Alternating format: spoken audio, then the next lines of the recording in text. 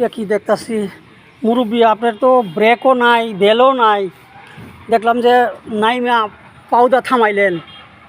এই অবস্থা কি আপনার সাইকেলের? হ্যাঁ, আপনার সাইকেলের এই অবস্থা কে? আমার পয়সা নাই তো, আমি কষ্ট করি, হ্যাঁ, আমি অভাবে, এই কারণে আমি ওইটা এইভাবেই চালাই। আমি হাঁটতে পারি না, গরিব মানুষ।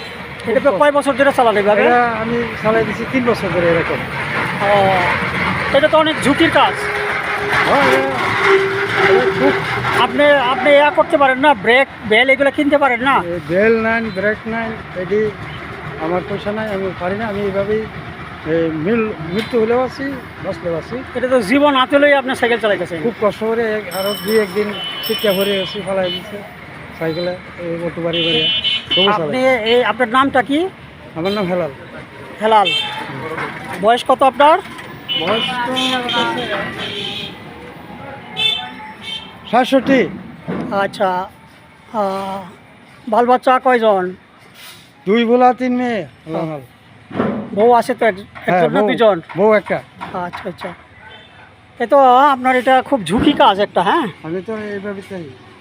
এই যে একটা সাইকেল আমরা দেখতেছি, আমরা বাংলাদেশ নাকি অনেক উন্নত হয়ে গেছে গা। বন্ধুরা, আপনাদের আমি একটু আপনাদের দৃষ্টি আকর্ষণ করতেছি যে এই 67 বছর বয়সের এই মুরব্বী ব্রেক ছাড়া সাইকেল, কী করে, বেল ছাড়া সাইকেল চালায়, চাক্কাগুলাও নষ্ট।